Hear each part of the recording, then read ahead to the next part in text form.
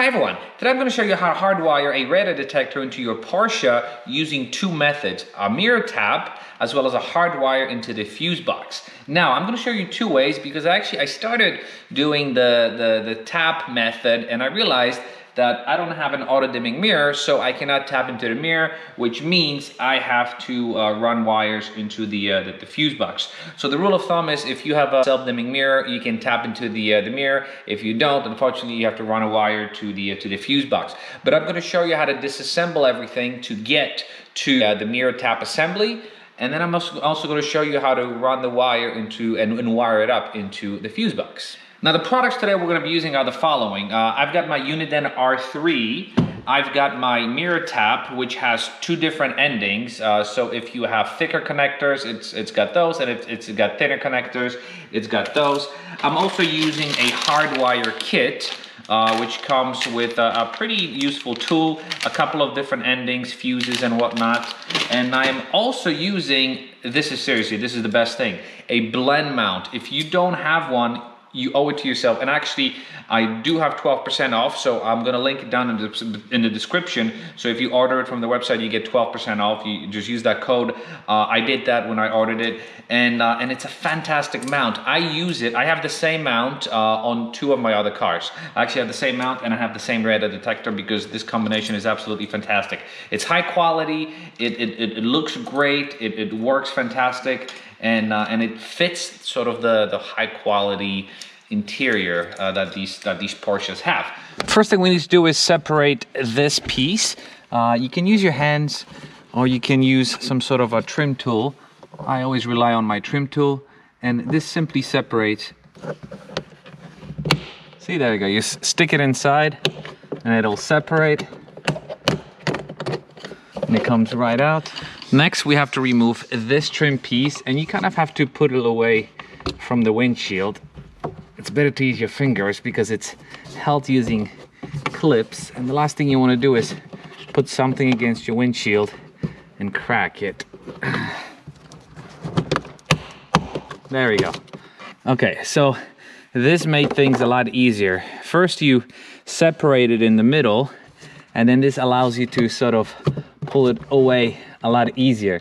And the way this works is it has these clips, so you kind of have to yank it out of those clips. It feels like you're about to break it, but I guess you won't. Next is removing this plastic piece, and it just hangs sort of like this. Next, we're going to focus on this home lick here, which we have to remove. And again, this one should simply slide out with just a little force, and a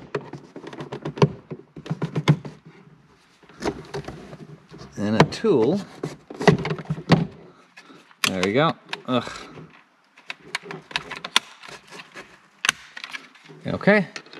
Okay, so with everything dismantled, the last thing you can do is you can actually remove this thing. It unclips from the clips. Of course, when you have a auto dimming mirror, it's gonna look this piece. It's gonna be a different color, but essentially you tap into the endings here, and I'm gonna demonstrate in this video overlay how you could do it if this was the right thing to do.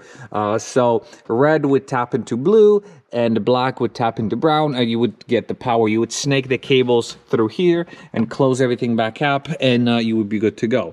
In our case, we are unable to do this, so we have to run the wire from here, sort of behind the headliner. We have to pop this guy out, and we're gonna run it into the fuse box. So we're in the passenger footwell now. We're gonna pop the fuse box cover. Take some force. You can put it aside, and the way this works is this is A, B, C, D. It's got sort of 4 rows, and if you go into the manual, you can see what each one of them are. Now we have to find the ground, and that means we have to remove this whole piece. And if I'm not mistaken, it should just pop out just like that. It is modular. It is held on clips.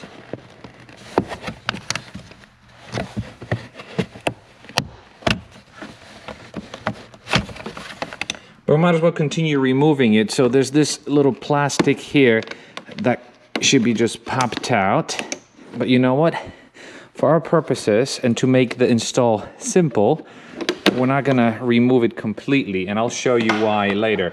So this now exposes the whole fuse box, and again, you can see where you have ground. You can either use this one, or actually there's a better one down there. Okay, I did some trial and error off camera, and I realized that I could tap into this 5 amp fuse that controls my seat ventilation. It turns off with the ignition off, and it stays on when I obviously put the ignition on. I tried using the last cigarette lighter, which is in the footwell, but for some reason it stays on, I think maybe for 20 minutes after the car is off, but I wanted something that's instantaneously off. So it's the sixth one, 1, 2, 3, 4, 5, 6 from the bottom, which is the seat ventilation, and it is 5 amps. The radar detector hardwire is also 5 amps, so it actually works out very well. So you just tap it in here, and it goes this way. I also tested this ground over there, and this ground works well. You just remove this, I think it's an 8mm nut. I remove it, and then it works as ground. Okay, so knowing that everything works, I tightened everything. So this is your ground. I ran the wire here behind the box. So it goes sort of here out of the way, and the red one goes behind the wire loom here, and we're going to tuck it in here underneath. I hope I can close the cover. I still should be able to. We'll find out.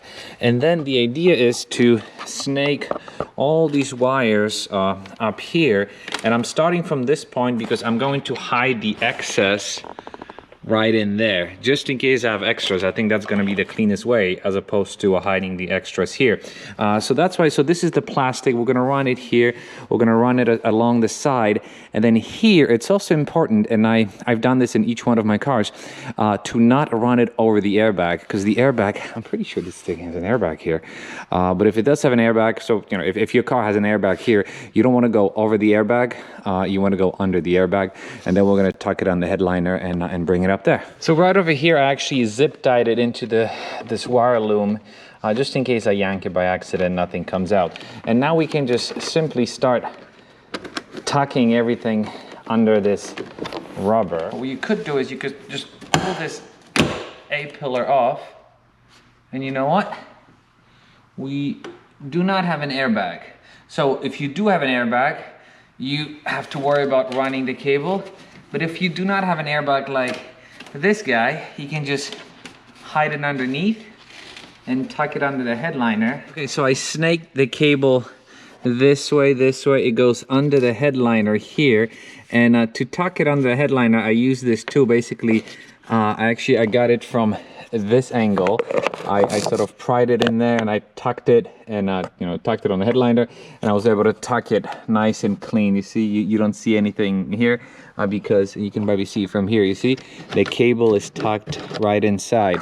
And now that I have this cable dangling here, I can figure out how much length I need, and I can roll the excess here right in the middle.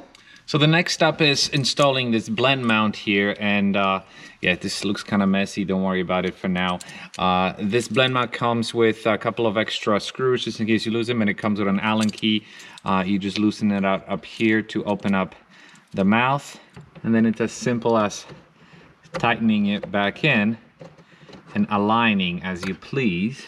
Okay, cool. Still allows me to use this function, not that I would ever use, but it's very close. It's fairly straight. Again, if I need to adjust it, I can always adjust it. And then let's just, for the sake of it, let's plug it in, and let's see if it works still. X-band, K-band. It does. Okay, I looped the excess back inside. We can pop these guys back in and start putting the back cover back on, but let's not forget about this little guy.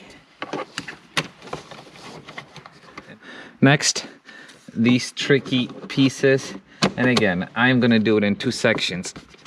So you marry them in the middle, and then you push it back in. Perfect. Okay, so the plastic is in. I squeezed the cable in the back, and don't worry, it's not gonna pinch, so only this much comes out. And the last thing for us to do is to actually put the mount in, or radar detector in, and clip it in place. And bam, not bad at all. Maybe we can adjust it down just a little bit. And this is how easy it is. Look at this, super solid. You can mute it easily by doing this. It looks OEM. I love this mount. Okay, so the mount is fully connected, and check this out. It looks absolutely epic. It looks so good. It really looks OEM. It looks the part. I absolutely love it. And this is the mount I'm gonna be using on all of my my cars. And again, I can get you 12% off. Just check out the link below. So now I can start putting things back together, put all the pieces back in, and we should be good to go. Okay, now the moment of truth. Let's see, can we close this panel? Oh, actually, not bad at all. Check this out. Very cool. So once again, everything is tucked in here. The cable runs behind here. It runs there, under the headliner, and it goes into the radar detector. And look, super clean install. And we're done. I've got to say, if you know what you're doing, it should take you maybe 30 minutes max. But since I was filming and I was experimenting to see if I don't have an auto dimming mirror, can I really not connect to here? And I found that I could not, but at least I showed you how to open it up and how to tap into those connectors if you do have a self-dimming mirror. But in my case, I ran everything to the fuse box, and it was actually pretty straightforward, but also allowed me to kind of learn the car and see what's underneath. If I were to do it again, I would do it super fast. Everything I used today, I'm going to link down in the description, so be sure to check it out. Again, 12% off for the mount if you're interested. I absolutely love it, and I think it's a no-brainer. If you have any questions about this install or anything in general, leave them down below. I'm going to address every single one of them. And as always, thank you very much for watching, and I will see you in the next video. Bye-bye.